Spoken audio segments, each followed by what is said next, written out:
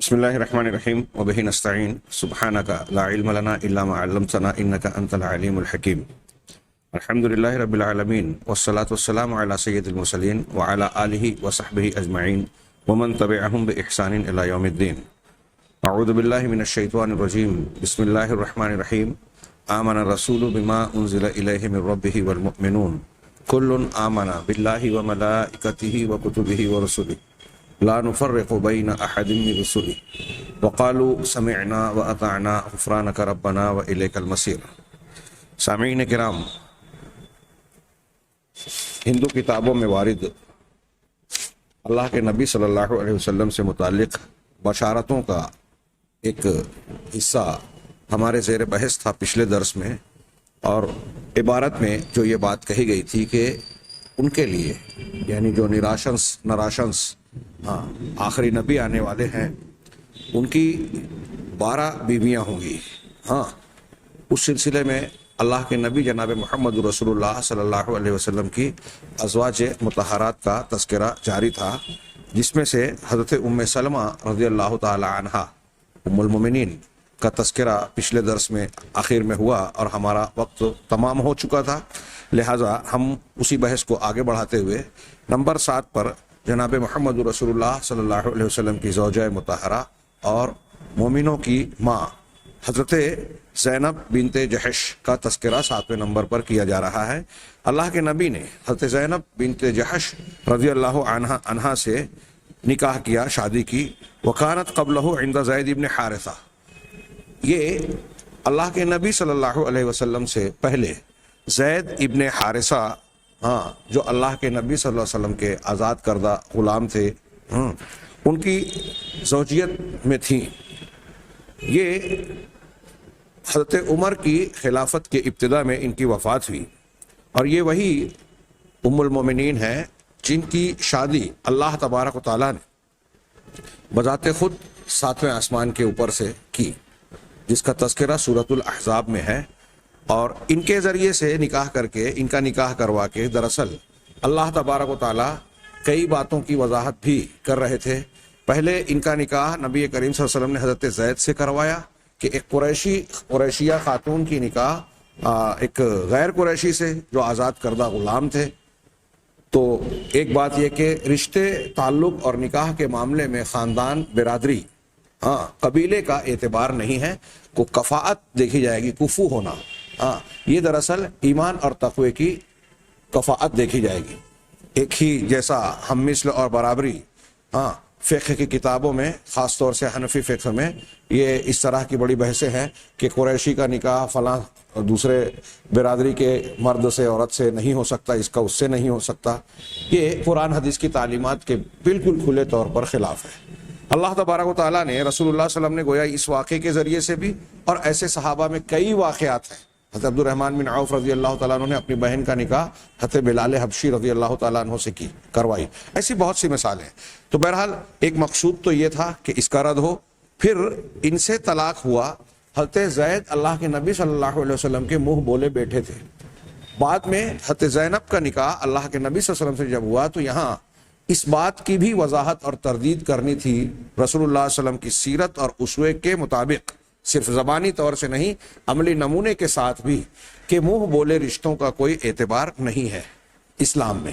اگر کوئی کسی کا منہ بولا بیٹا بنتا ہے تو وہ سگے یا حقیقی بیٹے کی طرح حقوق کا حامل نہیں ہوتا، یا اس پر حقیقی باپ بیٹے کے احکامات جاری نہیں ہوں گے وراثت میں اور دوسرے امور میں، جس میں سے ایک یہ بھی ہے، کیونکہ عربوں میں منہ بولے بیٹے کو بھی حقیقی بیٹے کی طرح سمجھا جاتا تھا اسلام سے پہلے، اور یہ اندیشہ تھا کہ اللہ کے نبی صلی اللہ علیہ وسلم کی حضرت زینب سے، حضرت زید سے طلاق کے بعد اگر شادی ہوتی بھی ہے تو لوگ اس پر شور اور ہنگامہ مچائیں گے، جیسا کہ ان کی عادت تھی۔ اسی لیے اللہ کے نبی صلی اللہ علیہ وسلم اس میں جھجک بھی رہے تھے۔ تو اللہ تبارک و تعالیٰ نے قرآن کی آیتوں میں کہا وَتَخْشَى النَّاسَ وَاللَّهُ أَحَقُّ أَن تَخْشَىٰ، آپ لوگوں کا اندیشہ اور خوف رکھتے تھے، اللہ زیادہ حقدار تھا کہ اس سے ڈرتے۔ چنانچہ اللہ تبارک و تعالیٰ نے آپ کی شادی حضرت زینب سے کروا دی۔ صحیح بخاری میں روایتیں ہیں کہ حضرت زینب رضی اللہ تعالیٰ عنہ امہات المومنین کے درمیان اپنے آپ کو اس طریقے سے اس بات پر فخر کے ساتھ ذکر کرتی تھی کہ زوجکن اہالیکن، کہ تمہاری شادیاں تو تمہارے گھر والوں نے کی، وزوجنی اللہ من فوق سبع سماوات، اور میری شادی اللہ نے 7 آسمانوں کے اوپر سے کی. ہاں، جیسا کہ قرآن مجید میں ارشاد ہے، ان کا اشارہ اس آیت کی طرف تھا کہ فلما قضا زید منہا وطرا زوجناکہا، کہ جب زید نے ان سے اپنی ضرورت پوری کر لی، اپنا معاملہ ختم کر لیا، تو ہم نے آپ کی شادی ان سے کر دی. یہ سورہ احزاب میں اللہ تعالیٰ نے ارشاد فرمایا. بہرحال یہ ان کی اور بھی فضیلتیں ہیں، ہم فی الحال تفصیل میں نہیں جا سکتے. چنانچہ جب انہوں نے بیان کیا، شیخ دکتور ضیاء الرحمان کہہ رہے ہیں کہ ولما جب کئی ممالک عمر فاروق کے زمانے میں فتح ہوئے اور حضرت عمر رضی اللہ تعالیٰ عنہ نے ان کا حصہ جو ان کے فرض کا کے طور پر متعین تھا ان کو پہنچایا، تو وہ رونے لگی اور اللہ سے یہ دعا کی کہ اگلا سال وہ نہ دیکھیں یہاں تک کہ اللہ کے رسول صلی اللہ علیہ وسلم سے ملاقات کر لیں. جیسا کہ دنیا کے قلت اور ایک تنگی کی حالت میں ہی اللہ کے نبی صلی اللہ علیہ وسلم دنیا سے گئے، تو وہ بھی یہ چاہتی تھی کہ ایسی ہی حالت میں میں اللہ کے رسول صلی اللہ علیہ وسلم سے جا ملوں اور میری بھی اس دنیا سے رخصتی ہو جائے. چنانچہ وہ اگلے سال پورا سال ہونے سے پہلے ہی اس دنیا سے رخصت ہو گئی. 8ویں نمبر پر تذکرہ ہے حضرت جویریہ بنت حارث ابن ابی درار رضی اللہ عنہا. یہ ام المومنین ہے، اللہ کے رسول صلی اللہ علیہ وسلم کی شادی ان سے بھی ہوئی. ہاں، آپ کی زوجیت میں آنے سے پہلے یہ خاتون جو ہیں یہ اپنے بنی عم یعنی اپنے چچا ذات کے چچاؤں کے بیٹوں کے چچا کے کسی بیٹے کے ساتھ ہی، جن کا نام تھا صفوان ابن ذی شقر، ہو سکتا ہے تلفظ میں مجھ سے شقر یا شقر جو بھی غلطی ہو. وماتت سنۃ 56 فی ربیع الاول، اور یہ ربیع الاول 56 ہجری میں ان کی وفات ہوئی. 9ویں نمبر پر اللہ کے نبی صلی اللہ علیہ وسلم کا نکاح حضرت ام حبیبہ بنت ابی سفیان صخر بن حرب سے ہوئی حدیبیہ کے واقعہ کے بعد. وجاءت من بلاد الحبشہ، اور یہ حبشہ کے ملک سے آئیں، مکہ سے حبشہ کی طرف مسلمان ہو کر ہجرت کر کے یہ گئی تھیں. آپ سے پہلے یہ عبید اللہ بن جہش اسدی کی زوجیت میں تھی.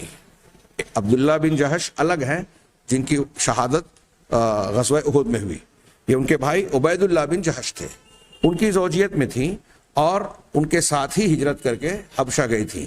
لیکن عبید اللہ بن جہش جو ہیں وہ مرتد ہو گئے، نصرانی بن گئے، نصرانیت کی طرف چلے گئے. اپنی بیوی حضرت ام حبیبہ کے ساتھ یہ حبشہ گئے، وہاں نصرانی بن گئے. اپنی بیوی کو بھی دعوت دی، انہوں نے انکار کیا، چنانچہ ان کو چھوڑ کر انہوں نے علیحدگی اختیار کر لی. کہا جاتا ہے کہ ان نجاشی حبشہ کے جو بادشاہ تھے، انہوں نے ہی ام حبیبہ رضی اللہ تعالی عنہا کی شادی اللہ کے نبی جناب محمد رسول اللہ صلی اللہ علیہ وسلم سے کروائی، اور 400 دینار سونا، یعنی سونے کی شکل میں 400 دینار آپ کی طرف سے ان کو مہر دیا. یہی آپ کا سب سے زیادہ گویا مہر بھی تھا. وماتت فی خلافت اخیہا، اور یہ حضرت ام حبیبہ اپنے بھائی معاویہ بن ابو سفیان رضی اللہ عنہما کی خلافت کے اور ان کی امارت کے زمانے میں ان کا انتقال ہوا 44 ہجری میں. پھر اس کے بعد فتح خیبر کا جو واقعہ ہوا، اللہ کے نبی صلی اللہ علیہ وسلم نے خیبر کا محاصرہ کیا غالباً 6 یا 7 ہجری میں، اور پھر اس کو فتح حاصل ہوئی. تو صفیہ بنت حیی بن اخطب رضی اللہ تعالی عنہ ام المومنین ہے یہ، ان سے آپ کی شادی ہوئی جو بنو نذیر کے قبیلے سے تھیں، اور یہ ہارون ابن عمران، اللہ کے نبی ہارون ابن عمران کی اولاد اور ان کی نسل سے تھی، جیسا کہ کہا جاتا ہے. اللہ کے نبی صلی اللہ علیہ وسلم سے پہلے یہ کنانہ ابن ابی الحقیق کی زوجیت میں تھی. یہ سن 50 ہجری میں ان کی وفات ہوئی. حضرت صفیہ رضی اللہ تعالی عنہا کا تذکرہ انشاءاللہ یہود و نصارہ کے یہاں پیشین گوئیوں کے ضمن میں بھی آئے گا. 11ویں نمبر پر جن کا ام المومنین کا تذکرہ ہے وہ میمونہ بنت الحارث ابن حزن ہیں. یہ خالد ابن ولید رضی اللہ تعالیٰ عنہ اور عبداللہ ابن عباس رضی اللہ تعالیٰ عنہما ان کی خالہ ہے. یہ رسول اللہ صلی اللہ علیہ وسلم سے پہلے ابی رحم ابن عبد العزا کی زوجیت میں تھی.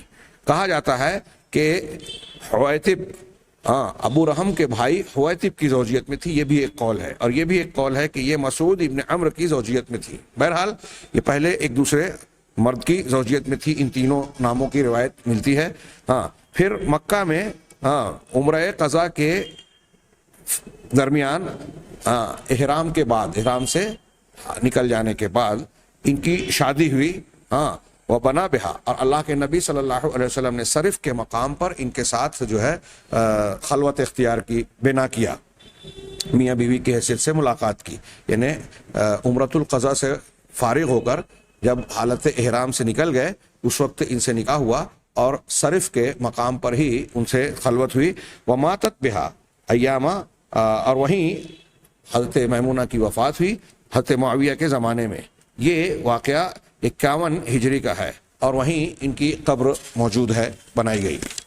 12ویں نمبر پر تذکرہ ہے ماریہ بنت شمعون قبطیہ مصریہ کا، اور یہ ام ولد ہے. حضرت ابراہیم کی ولادت انہی سے ہوئی، اللہ کے رسول صلی اللہ علیہ وسلم کی اولاد میں. ان کو صاحب اسکندریہ نے بطور ہدیہ اللہ کے رسول صلی اللہ علیہ وسلم کو بھیجا تھا، باندی کی حیثیت سے، اور ان کے ساتھ ان کی بہن سیرین کو بھی بھیجا تھا. اور ایک غلام کا جو خصی تھے ان کا نام معبور تھا، اور پھر ایک خچر جو بغلا یعنی خچر کو بھیجا جس کا نام دلدل تھا. فقیلا وقبلا ہدیتہ، اللہ کے رسول صلی اللہ علیہ وسلم نے ان کے اس ہدیے کو قبول کیا اور ماریہ کو اپنے لیے منتخب کیا. اور یہ ایک مصر کی ایک بستی سے تعلق تھا، بلاد مصر سے تعلق رکھنے والی ایک گاؤں جس کا نام حفن تھا، وہاں سے تعلق رکھتی تھی. وقد وضع عن اہل هذه البلد معاویہ بن ابی سفیان فی ایام امارته الخراج اکراما لها.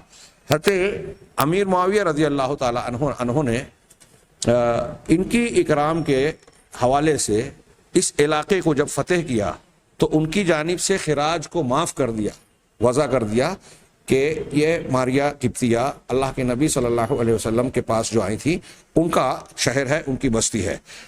ومن اجل، اور اس وجہ سے بھی کہ یہ نبی کریم صلی اللہ علیہ وسلم کے ذریعے سے ایک بیٹے کی والدہ بنی، اور ان کا نام ابراہیم تھا.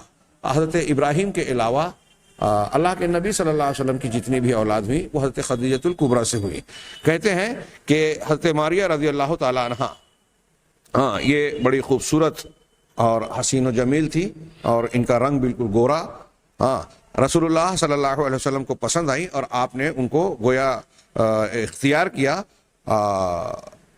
اللہ کے نبی صلی اللہ علیہ وسلم نے ان کے ساتھ قربت اختیار کی اور وہ ابراہیم کی ولادت ہوئی. رہی ان کی بہن تو اللہ کے رسول صلی اللہ علیہ وسلم نے حسان بن ثابت کے حوالے کر دیا، اور پھر ان کی بہن اور ان کے بھائی کا تذکرہ ہے، میں اسے ترک کرتا ہوں. یہ اس کے بعد کہتے ہیں کہ یہ 12 بیویاں تھیں جو اللہ کے نبی جناب محمد رسول اللہ صلی اللہ علیہ وسلم کی زوجیت میں رہیں.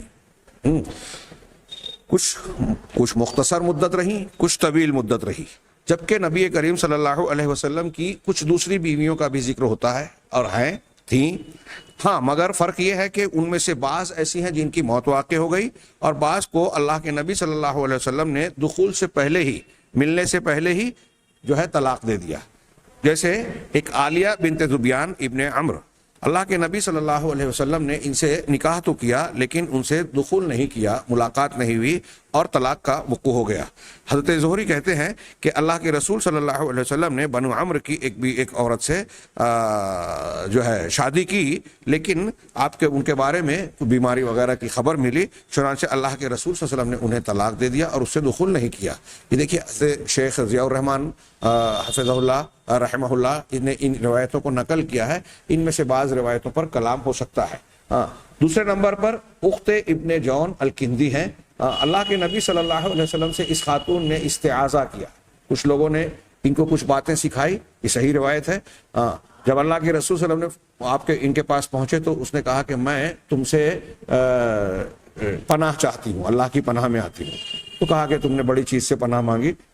جب ان کی ذہنی حالت یہ دیکھی اللہ کے رسول صلی اللہ علیہ وسلم نے، ظاہر سی بات تھی کہ گویا ان کے اندر شعور اللہ کے نبی صلی اللہ علیہ وسلم کی زوجیت میں رہنے کی گویا اہلیت نہیں تھی.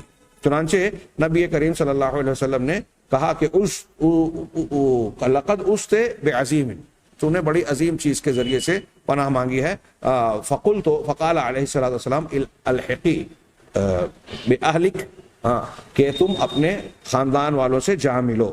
یہ کنائے اور اشارے کے ذریعے سے اللہ کے نبی صلی اللہ علیہ وسلم نے ان کو جو ہے طلاق دے دیا اور ان سے ملاقات یا دخول نہیں کی. کہتے ہیں کہ ان کا نام جو ہے یہاں امیہ ہے، لیکن حقیقت میں امیمہ ہے. وہ امیمہ بنت نعمان ابن شرحبیل تھا. تیسرے نمبر پر خولہ بنت حذیل ابن حبیرہ التغلبی ہے. ان کو شام سے اللہ کے رسول صلی اللہ علیہ وسلم کے پاس لے جایا جانے لگا، لیکن راستے ہی میں ان کی وفات ہو گئی. جب ان کی وفات ہو گئی تو ان کی خالہ نے آپ سے نکاح کیا، شادی ہوئی شراف بنت فضالہ بن خلیفہ، لیکن یہ بھی شام سے جب لے جانے لگی تو راستے میں ان کی بھی وفات ہو گئی. چوتھے نمبر پر عمرہ بنت زید ہے. یہ بنی کلاب کی عورتوں میں سے ایک ہے.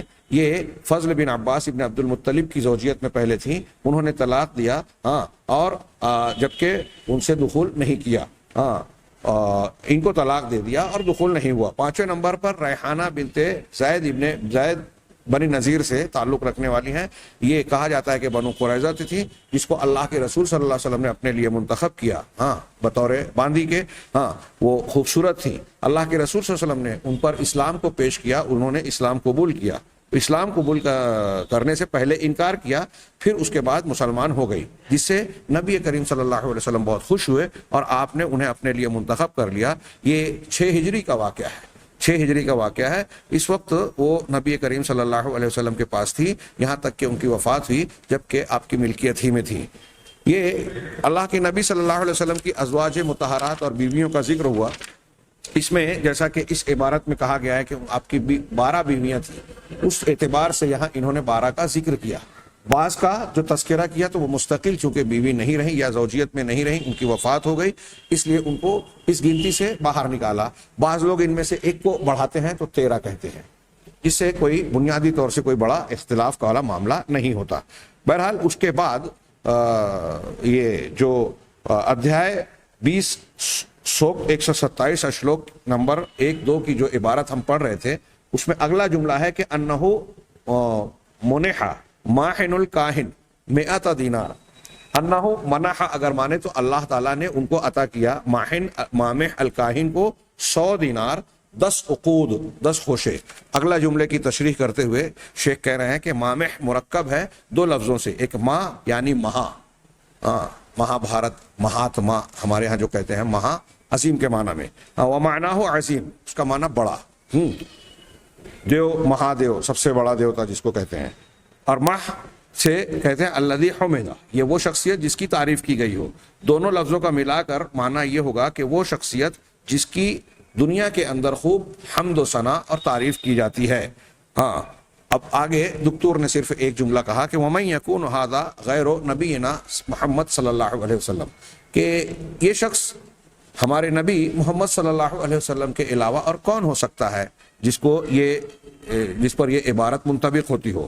اگلا جملہ جو سنسکرت کا ترجمہ شدہ ہے اس میں یہ ہے کہ 100 دینار، کہ مامح کو 100 دینار دیا، جس کی خوب تعریف کی گئی، یعنی محمد صلی اللہ علیہ وسلم کو 100 دینار. دینار کہتے ہیں سونے، خالص سونے کو. کہہ رہے ہیں کہ یہ اشارۃ الی اصحاب المخلصین الذین ہاجروا الی الحبشہ، یہ ان صحابہ کرام، مخلص صحابہ کرام کی طرف اشارہ ہے جنہوں نے حبشہ کی طرف ہجرت کی. ان کی تعداد کچھ کم و بیش 100 رہی ہو، 100 تھی. اسی طرح یہ کہہ رہے ہیں کہ 300 گھوڑے یہ اشارہ ہے غزوہ بدر کی طرف، جن میں اللہ کے نبی صلی اللہ علیہ وسلم کے صحابہ یا مسلمانوں کے سپاہیوں کی تعداد جو تھی وہ 313 تھی. گویا 300 کی طرح اصحاب بدر کا گویا تذکرہ ہے. آگے اسی عبارت میں یہ ہے کہ 10 عقود 10 خوشے. فیہ اشارۃ الی اصحابہ العشرۃ المبشرین، اس میں اللہ کے نبی صلی اللہ علیہ وسلم کے ان صحابہ کی طرف اشارہ ہے جو عشرہ مبشرہ کہلاتے ہیں، جن کو اللہ کے رسول صلی اللہ علیہ وسلم نے بیک وقت اکٹھا ایک ہی حدیث میں سب کا نام لے کر کہا کہ یہ لوگ جنت میں ہوں گے، یہ جنت میں ہے، یہ جنت میں ہے، یہ جنت ہے۔ ہاں، اللہ کے نبی صلی اللہ علیہ وسلم کے پاس ان کے بڑے مقام تھے، اور یہ گویا گلے کے ہار کی طرح، موتی کے نگینوں کی طرح پرے ہوئے 10 صحابہ کرام ہیں، جن کو ایک امتیازی حیثیت صحابہ کرام میں حاصل ہے۔ یہ عشرہ مبشرہ میں سے تو ہیں، اگر آپ تفصیل سے دیکھیں گے تو ان میں سے ہر ایک کی کچھ نہ کچھ خصوصیت قرآن و حدیثوں میں بیان کی گئی ہے۔ ان 10 کے نام بالترتیب یہاں اس طرح سے ہیں: ابو بکر صدیق رضی اللہ تعالیٰ عنہ، الخلیفۃ الاول، پہلے خلیفہ۔ ان کی کتنے مناقب ہیں، اس پر مستقل کتابیں موجود ہیں، اور واقعی انبیاء کرام علیہم الصلاۃ والسلام کے بعد باتفاق علماء اہل سنت سب سے افضل شخصیت دنیا کے اندر سیدنا ابو بکر صدیق رضی اللہ تعالیٰ عنہ ہیں۔ اللہ کے رسول صلی اللہ علیہ وسلم کے یار غار، ہر جگہ آپ کے ساتھ رہنے والے، آپ کے غمگسار، آپ کے ہر معاملے میں خوشی غم اور ہر اعتبار سے آپ کی رفاقت نبھانے والے، اور سب سے اعلیٰ مقام پر فائز، بار بار جنت کی بشارت زبان رسالت سے آپ کو دی گئی، قرآن میں بھی آپ کے لیے بشارتیں موجود ہے۔ دوسرے نمبر پر عمر بن خطاب رضی اللہ تعالیٰ عنہ، جو خلیفہ ثانی تھے۔ ان کے مناقب اور فضائل بھی کچھ کم نہیں ہیں۔ ابو بکر صدیق رضی اللہ تعالیٰ عنہ کے بعد سب سے افضل شخصیت۔ تیسرے نمبر پر عثمان ابن عفان رضی اللہ تعالیٰ عنہ، خلیفہ ثالث، تیسرے خلیفہ جن کے زمانے میں سب سے زیادہ اسلامی فتوحات ہوئی، ان کے بھی کوئی کم مناقب نہیں ہیں۔ حضرت علی بن ابی طالب رضی اللہ تعالیٰ عنہ، خلیفہ رابع، اہل بیت کی شخصیت، نبی کریم صلی اللہ علیہ وسلم کے داماد بھی ہیں، بھائی بھی ہیں، اور بہت سارے فضائل کے حامل بھی ہیں۔ پانچویں نمبر پر حضرت ابو عبیدہ بن جراح رضی اللہ تعالیٰ عنہ، جنہیں رسول اللہ صلی اللہ علیہ وسلم نے امین هذه الامہ کا لقب دیا کہ اس امت کے امین، امانت دار شخصیت۔ چھٹے نمبر پر حضرت طلحہ بن عبید اللہ بن عثمان القرشی، یہ وہ شخص ہیں جو نبی کریم صلی اللہ علیہ وسلم کے ساتھ شہدہ لہو النبی صلی اللہ علیہ وسلم بالشہادہ، اللہ کے رسول صلی اللہ علیہ وسلم نے ان کی شہادت کی گواہی دی جبکہ وہ زندہ تھے کہ یہ شہید ہونے والے ہیں۔ جیسا کہ صحیح مسلم میں حضرت ابو ہریرہ سے روایت ہے کہ آپ غار حرا پر تھے، اور ابو بکر صدیق، عمر، عثمان، علی اور طلحہ بن عبید اللہ اور زبیر رضی اللہ عنہم، یہ لوگ آپ کے ساتھ تھے۔ پہاڑی اور صخرہ حرکت میں آئی، تب رسول اللہ صلی اللہ علیہ وسلم نے فرمایا اہدا فما علیک الا نبی او صدیق او شہید، تم تھم جاؤ اے پہاڑ۔ پہاڑی سے کہا تم تھم جاؤ، کیونکہ تمہارے اوپر ایک نبی ہے، ایک صدیق ہے، اور شہید ہے۔ ان کی شہادت 36 ہجری میں جمادی الاخرہ میں، اور کہا گیا کہ رجب کے مہینے میں ان کی شہادت ہوئی۔ 7ویں نمبر پر حضرت زبیر بن عوام ابن خویلد، رسول اللہ صلی اللہ علیہ وسلم کے حواری، اور آپ کے گویا ہمزلف بھی تھے، کئی اعتبار سے آپ کے رشتہ دار تھی، آپ کے پھوپھی کے فرزند، اور پھر یہ سب سے پہلے شخص ہے جنہوں نے اللہ کے راستے میں تلوار کو بے نیام کیا، اللہ کی راہ میں۔ 60ویں نمبر پر حضرت عبد الرحمن بن عوف رضی اللہ تعالیٰ عنہ ہیں، اور یہ ان 8 لوگوں میں سے ہیں، ان 8 ابتدائی لوگوں میں سے ہیں جو اسلام کی طرف سبقت کرنے والے ہیں، ابتدائی 8 مسلمانوں میں سے ایک ہیں۔ ان کے بھی بڑے فضائل ہیں، عشرہ مبشرہ میں ان کو شامل کیا گیا۔ 90 نمبر پر حضرت سعد بن ابی وقاص رضی اللہ تعالیٰ عنہ، ان کی بھی بڑی فضیلتیں ہیں۔ یہ وہ شخص ہیں جن کے بارے میں روایت ہے کہ واحد شخص ہیں صحابہ کرام میں جن کے لیے اللہ کے رسول صلی اللہ علیہ وسلم نے میرے ماں باپ آپ پر فدا والا کلمہ استعمال کیا۔ 10ویں نمبر پر حضرت سعید بن زید رضی اللہ تعالیٰ عنہ ہیں، ان کے بڑے مناقب ہیں اور ان کو مستجاب الدعوات کہا گیا حدیثوں میں۔ یہ 10 لوگ ہیں جن کے فضائل اور مناقب بہت ہیں۔ وقت شہد لہم رسول اللہ صلی اللہ علیہ وسلم بالجنہ، اللہ کے رسول صلی اللہ علیہ وسلم نے ان کے لیے جنت کی گواہی اور خوشخبری دی۔ اللہ تبارک و تعالیٰ نے ارشاد فرمایا ہے یا ایھا النبی انا ارسلناک شاہدا ومبشرا ونذیرا وداعیا الی اللہ باذنہ وسراجا منیرا، کہ اے نبی ہم نے آپ کو بھیجا ہے شاہد بنا کر، بشارت دینے والا اور ڈرانے والا بنا کر، اور اللہ کی طرف اس کے حکم سے اللہ کی طرف دعوت دینے والا بنا کر، اور سراج منیر یعنی روشن چراغ بنا کر، سورج بنا کر۔ یہ وہ فقرات ہیں، یہ هذه الفقرات من اثرویت لا یزال یقرؤها، جو اوپر ہم نے عبارتیں نقل کی ہے جس کی تشریح شیخ نے کی، کہا کہ یہ فقرات اتھروید کے ہیں جسے ہندو مذہب کے ماننے والے لوگ برابر اپنے دینی اور مذہبی مناسبتوں پر گاتے اور پڑھتے رہتے ہیں، دہراتے رہتے ہیں، لیکن تاریخ میں کوئی ایسی شخصیت اب تک ثابت نہیں ہے جس پر یہ بشارتیں ثابت ہوں، منطبق ہوں، اس پر چسپاں کی جا سکی کہ دیکھیے اس شخصیت پر یہ چیزیں منطبق ہو رہی ہیں، سوائے محمد صلی اللہ علیہ وسلم کے جو ہمارے پیغمبر اور نبی ہیں، ہمارے ہی نہیں ان کے بھی ہیں، ساری دنیا کے ہیں، رحمت للعالمین ہیں۔ تو یہ بشارتیں جو اتھروید سے نقل کی گئی ہیں، جن کی تشریح ہم کر رہے ہیں کہ 10 خوشے ہیں، 12 بیویاں ہیں، اور ان کو جو ہے وہ بڑی عظمت کے ساتھ 100 دینار دیے گئے، 300 جو ہے وہ ساتھی جو اصحاب بدر کی طرف اشارہ کیا گیا، کہہ رہے ہیں کہ پوری تاریخ میں نبی کریم صلی اللہ علیہ وسلم کے علاوہ کسی اور شخصیت پر اس کا انطباق نہیں ہوتا۔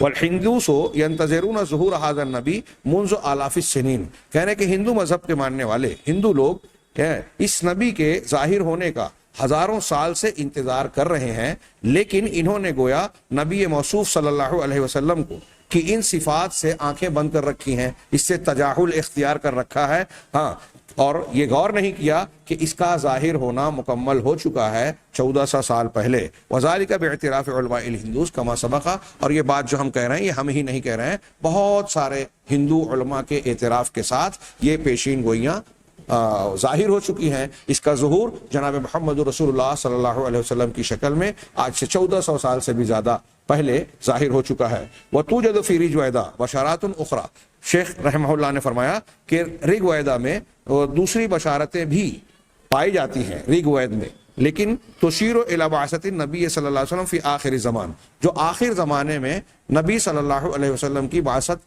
کی طرف اشارہ تو کرتی ہیں، مگر دکتور کہتے ہیں، دکتور رحمہ اللہ نے فرمایا کہ الا انہا لیست بصریحہ، لیکن یہ بشارتیں صریح نہیں ہیں، واضح اور صاف نہیں ہیں، بلکہ وانما یحتاج الی شیء من التعویل، یہ بشارتیں اور اس کا انطباق جو ہے ایک قسم کی تعویل کا محتاج ہے، تکلف کا محتاج ہے، لہذا میں نے اس سے صرف نظر کر لیا، واللہ المستعان۔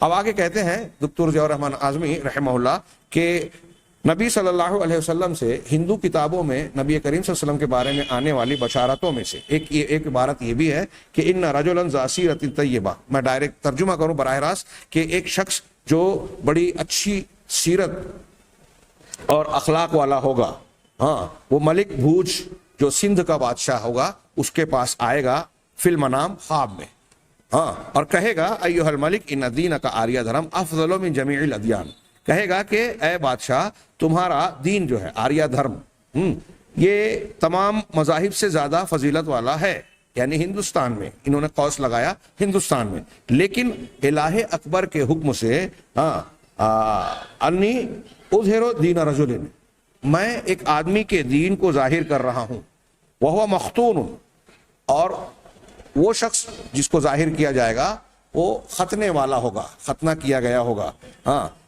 خلافاً ان قوس لگایا دکتور نے لعادت الہندوس، ہندوؤں کی عادت کے برخلاف یہاں ختنہ کا رواج نہیں تھا، چلن نہیں تھا، ان کے یہاں تعلیم نہیں تھی، تو یہ ختنے والے ہوں گے، ولا یکون علی رأسہ ظفیرۃ مدلات ولا معکوسہ، اور کہہ رہے ہیں کہ ان کے چہرے پر، ان کے سر میں کوئی لٹکنے والی چوٹی بھی نہیں ہوگی، اور نہ ہی جوڑا بندھا ہوا ہوگا، یعنی بال ایسے نہیں ہوں گے کہ ان کو چوٹی کی شکل دی گئی ہو، اور نہ ہی اس طرح کے جوڑے کی شکل میں گوند دیا گیا ہو بالوں کو، جیسا کہ ہندو مذہب کے عبادت گزار لوگوں کا عام طور سے طریقہ ہوتا ہے، سادھو لوگ بالوں کو چھوڑ دیتے ہیں، ان کو بال کاٹنا ممنوع ہوتا ہے، ہر بال کو لمبا ہونے دیتے ہیں، سنیاس جو لیتے ہیں، تو وہ ایسا نہیں ہوگا، نہ اس کی لٹکنے والی چوٹی ہوگی اور نہ ہی جوڑے کی شکل میں اس کے بالوں کو لپیٹ کر گوندا گیا ہوگا، وَلَهُ لِحْيَةٌ طَوِيلَةٌ، اس کی لمبی داڑھی ہوگی، وَيُحْدِثُ انقلابا عظیما، یہ بہت بڑا انقلاب اور عظیم تبدیلی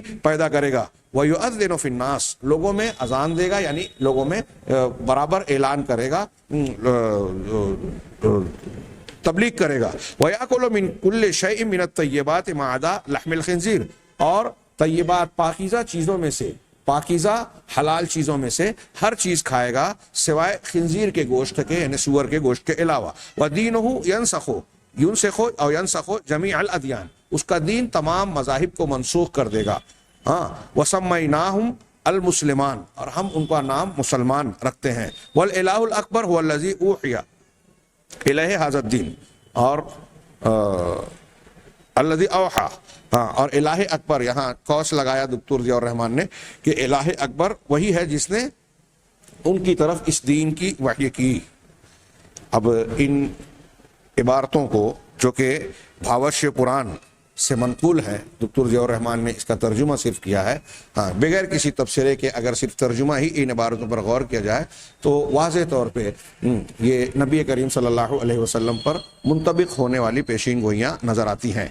आगे हम बढ़ते हैं कि गौतम बुद्ध से एक कौल इन्होंने नकल किया आखिर में कि वक़त तवातर रिवायात व अनबूदा, कि गौतम बुद्ध से कुछ रिवायतें तवातुर के साथ साबित है कि उन्होंने अपने पसंदीदा शागिर्द रशीद अपने तिलमीज़ हबीब नंदा से उनकी उस अपनी मौत के वक्त कहा। गौतम बुद्ध की जब वफ़ात होने लगी तो अपने ख़ास शागिर्द नंदा को बुलाया और उसको कहा कि ए नंदा ला तहज़न, कि ए नंदा तुम गमज़दा ना हो जाओ। फ़अना लस्तो अव्वल बूज़ा यानी अल मुअल्लिम, क्योंकि मैं पहला बूज़ा यानी पहला मुअल्लिम, बूज़ा का तर्जुमा मुअल्लिम से कर रहे हैं, मैं पहला बुद्ध यानी मुअल्लिम नहीं हूँ, वला आखिर हूँ, और ना ही आखिरी हूँ, बल सयाती बादी मन यकूनु क़ल्बुहु खालियन मिनल हिक़्द अनिल हिक़्द वल हसद, बल्कि अनकरीब हाँ मेरे बाद एक ऐसा शख्स आएगा, एक ऐसी शख्सियत आएगी जिसका दिल कीना कपट और हसद जलन से खाली और साफ होगा।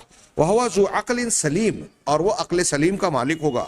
व तालीमुहु यकूनु लिल जमी, उसकी तालीमात तमाम लोगों के लिए होगी। लिअन्नहु मुअल्लिमुन लिल आलमीन, इसलिए कि वो तमाम जहानों का मुअल्लिम मुअल्लिम बनकर आएगा, तमाम जहानों के लिए मुअल्लिम होगा, सिखाने वाला होगा। यक़ूदुन नासा इलल खैर, लोगों को खैर की तरफ बुलाएगा, दावत देगा। व युनीरु लहुमुत तरीक़, और उनके लिए सही रास्ते को रोशन करेगा, रास्ता बताने वाला होगा, मार्गदर्शक का दर्शक होगा। वयबका तालीमुहु इलल अबद, और उसकी तालीमात हमेशा तक, हम इसको क़यामत तक मान लें, हमेशा तक उसकी तालीमात बाकी रहेगी, महफूज रहेगी। ए नंदा इस्मुहु मातीरी, ए नंदा उसका नाम मातीरी होगा। यहाँ मातीरी मैतरिया जो इंग्लिश में लिखा इन्होंने, उसका नाम, उसका माना, मातीरी जो गौतम बुद्ध ने नाम के तौर पर जिक्र किया, उसका माना नकल कर रहे हैं दुक्तूर कि रऊफ़ुर रहीम है। उसका माना है रऊफ़ुर रहीम, बड़ा नर्म दिल, मेहरबान, नर्म खू, शफीक। हाँ, व नबी सल्लल्लाहु अलैहि वसल्लम काना रहमतल लिल आलमीन। अब इसकी तशरीह कर रहे हैं आप, इस कौल को और इस वसीयत को अगर हम सही माने तो गौतम बुद्ध की जानिब से भी, यानी गोया बुद्ध मजहब के मानने वालों को इस पर तवज्जो देना चाहिए कि वो जिसे पेशवा मानते हैं और आज एक उनकी बड़ी तादाद ने उसे इलाह का, खुदा का, माबूद का दर्जा दे दिया। हाँ, कहते हैं कि गौतम बुद्ध, इससे पहले तस्करा किया, मूर्ति पूजा के खिलाफ थे, लेकिन दुनिया में शायद सबसे ज़्यादा उन्हीं की बाद में मूर्ति बना ली गई। इनके दो बुनियादी तौर से बड़े फ़िरके हैं, हनयान मनायान, और एक तबका ये मानता है कि वो इलाह को मानते थे, एक मानता है कि नहीं मानते थे। हाँ, कुछ लोगों ने कहा कि इलाह का तो मामला मानने वाला मौजूद है, लेकिन जिस मामले में इख्तिलाफ किया जाता है वो सिफ़ात रब और अल्लाह तबारक व तआला के अस्मा व सिफ़ात के बारे में यहाँ इख्तिलाफ पाया जाता है। वो एक अलग बहस है, लेकिन हम फ़िलहाल यहाँ ये तस्करा कर रहे हैं कि अगर ये पेशीन गोई मानी जाए, और उनकी किताबों में, जिसे दुक्तूर ने जो है हवाला नकल किया है, अंग्रेजी में लिखा है gospel of Buddha bye Carolus, page number 217 यानी 217, ये अंग्रेजी की किताब से गोया इन्होंने नकल किया कि गौतम बुद्ध की आखिरी वक्त में अपने शागिर्द के साथ ये वसीयत या ये कलिमात नकल किए गए हैं। अगर इस वसीयत को हम मानते हैं तो बुद्ध मजहब के लोगों को भी इंतहाई संजीदगी से गौर करना चाहिए, और अगर वो इसको माने तो उन्हें सिवाय इसके चारा नहीं है कि गौतम बुद्ध की इस पेशीन गोई और इस खबर के मुताबिक वो जनाब मोहम्मद रसूलुल्लाह सल्लल्लाहु अलैहि वसल्लम को सच्चा रसूल मान ले, क्योंकि आप पर जो ऊपर बताया गया वाज़ेह तौर पे कि आपकी तालीमात सारी इंसानियत के लिए है, आपका नाम मातीरी यानी रऊफ़ और रहीम होगा, और जो दूसरे कुछ इशारे मौजूद हैं, ये सब के सब जनाब मोहम्मद रसूलुल्लाह सल्लल्लाहु अलैहि वसल्लम पर मुंतबिक हो रहे हैं। कहा कि नबी सल्लल्लाहु अलैहि वसल्लम रहमतुल लिल आलमीन और ख़ातमुन नबिय्यीन थे, और आपका दीन जो है वो अबद तक तमाम लोगों के लिए मुकर्रर है। آگے ہم بڑھتے ہیں اس موضوع کو اختتام کے قریب کہ ومن البشارۃ الواردہ فی کتب الہندو سے ما جاء علی لسان شری رام چندر، اور وہ بشارتیں جو ہندو کتابوں میں وارد ہوئی ہیں وہ شری رام چندر کی زبان پر اس طرح سے آئی ہیں۔ وقت سئل شری رام چندر سے پوچھا گیا کہ کم عدد المنازل اذا قطعها الانسان یلقى اللہ سبحانہ، کہ وہ منزلیں کتنی تعداد میں ہیں کہ جب انسان ان منزلوں کو طے کر لے تو اللہ سبحانہ و تعالی سے اس کی ملاقات ہوگی۔ تو انہوں نے کہا 14 منزلا، 14 منزلیں ہیں۔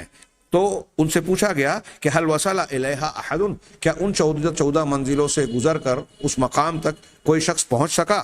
تو انہوں نے کہا لا، نہیں۔ قیلا ولا انت، کہا آپ بھی نہیں؟ تو کہا کہ نہیں۔ قیل لہو وحل یصل الیہا احد، اور کیا وہاں تک کوئی پہنچے گا؟ قال نعم، تو انہوں نے کہا، رام چندر جی نے کہا کہ ہاں۔ قیلا مسمہ، ان کا نام کیا ہے؟ قال محامد، ان کا نام محامد، جو فارسی سنسکرت میں محامد ہے اور ہم عربی میں اسے محمد کہہ رہے ہیں۔ قیل لہو این یولد، ان سے پوچھا گیا کہ ان کی ولادت، ان کی پیدائش کہاں ہوگی؟ تو قال انہ یولد فی ارض صخریہ ویعیش فی ارض النخیل، کہ ان کی ولادت جو ہے وہ صخری، ٹیلوں اور پہاڑوں کی سرزمین میں ہوگی۔ مکہ کے چاروں طرف پہاڑیاں ہیں، تو پہاڑی کی علاقے میں، چٹانوں کے علاقوں میں کی زمین میں ان کی ولادت ہوگی، اور وہ ایک ان کی زندگی جو بسر ہوگی وہ کھجوروں کے پیدا ہونے کے، نخلستان والے علاقے میں، یعنی وہاں جہاں کھجوریں خوب پیدا ہوتی ہیں۔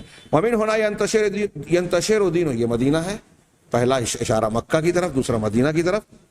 ومن ہونا ینتشر دینہ فی العالم کلی، اور یہیں سے ان کا دین پوری دنیا میں پھیلے گا۔ الذی یقولہ یتحقق، جو بات وہ کہیں گے وہ ثابت ہوگی، یعنی ان کی باتیں غلط واقع نہیں ہوگی۔ آگے ہم پڑھیں گے اللہ کے رسول کی جو پیشین گوئیاں تھیں وہ زمانے اور حاضر سے متعلق، وہ تو واقع ہو چکی اور مزید ہوتی جا رہی ہیں۔ کہا الذی یقبل دینہ یدخل الجنہ، جو آپ کے دین کو قبول کرے گا وہ جنت میں داخل ہوگا۔ والذی یکفر بہ یدخل النار، اور جو آپ کے دین کا انکار کرے گا وہ جہنم میں داخل ہوگا۔ یاکل اللحم ویشرب اللبن، وہ گوشت کھائیں گے اور دودھ کا استعمال کریں گے، پیئیں گے۔ اردو زبان میں کچھ لوگ کہتے ہیں ادبی زبان میں بڑوں کے لیے دودھ پینا استعمال نہیں ہوتا، دودھ استعمال کرنا ہوتا ہے، لیکن اب یہ تفریق اور یہ باریکیاں لوگ لحاظ میں نہیں رکھتے۔ نبی کریم صلی اللہ علیہ وسلم نے کہا کہ وہ یہ کہا گیا یہاں اس عبارت میں کہ وہ گوشت کھائیں گے اور دودھ کا استعمال کریں گے۔ یحارب اعداءہ بالسیف ویفتح ملکہم، اپنے دشمنوں کو تلوار کے ذریعے سے اس کا مقابلہ کریں گے اور ان کی سلطنت کو جو ہے اپنا زیر نگی لائیں گے۔ وفی ملحمت راما، آگے کہہ رہے ہیں دکتور کہ ملحمت راما کی جو جنگوں کا تذکرہ ہے، ملحمہ گھمسان کی جنگ کو کہتے ہیں، ملاحم اسی سے جنگوں کو بیان کرتے ہیں، جس کو وید ویاس نے سنسکرت زبان میں 6 صدی قبل میلاد، قبل مسیح میں لکھا۔ ایک رامائن ہے، اب یہ اس سے الگ ہے یا وہی ہے؟ رامائن کے بارے میں کہتے ہیں والمیکی نے لکھی، اور بھی کچھ رامائنیں ہیں۔ یہاں وید ویاس کا ذکر ہو رہا ہے جن کے بارے میں تذکرہ ہے کہ انہوں نے ویدوں کا لکھا تھا۔ تو وید ویاس نے یہ ملحمت و راما جو لکھا، تالیف کیا، اور اس کا ترجمہ بھی تلسی داس کی طرف منسوب ہے۔ یہ کہا کہ تلسی داس نے اس کو ہندی زبان میں اشعار کی شکل میں مغلوں کے دور میں ترجمہ کیا۔ وقد جاء فی بعض اشعارہ، اس کے بعض اشعار میں یہ عبارت ہے جس کا ترجمہ یہ ہے کہ وہ شخص جو ہے 7ویں صدی بکرمی میں، یعنی میلادی 6 صدی عیسوی میں پیدا ہوگا۔ وَيَظْهَرُ مَعَ رُفَقَائِهِ الْأَرْبَعَةِ، یہ جو یعنی ہے انہوں نے قوس میں لگایا، اصل عبارت میں یہاں ہے کہ 7ویں صدی بکرمی میں ان کی ولادت ہوگی، اور اپنے 4 رفقا، 4 ساتھیوں کے ساتھ وہ ظہور پذیر ہوں گے۔ وَيَدْعُ النَّاسَ إِلَىٰ دِينِهِ، اور لوگوں کو اپنے دین کی طرف دعوت دیں گے، اور ان کے دین میں انسان فوجوں کی شکل میں، جماعتوں کی شکل میں داخل ہوں گے، ان کی تعداد نامعلوم ہوگی۔ وَبَعْدَ ظُهُورِ دِينِهِ، اور ان کے دین کے ظاہر ہونے کے بعد، لَا نِجَاةَ لِأَحَدٍ بِدُونِ الْإِيمَانِ، کسی بھی شخص کا ایمان لائے بغیر نجات ممکن نہیں ہوگی، کسی بھی شخص کے لیے ایمان کے بغیر نجات نہیں ہوگی۔ محمد صلی اللہ علیہ وسلم پر ایمان لائے بغیر نجات نہیں ہوگی۔ ولا یوجد لہ مثل ولا نظیر، اور اس کی کوئی مثل اور نظیر، ان کے جیسا کوئی دوسرا نہیں ملے گا۔ ھذا حق یقولہ تلسی داس، یہ حق ہے جسے تلسی داس بیان کر رہے ہیں۔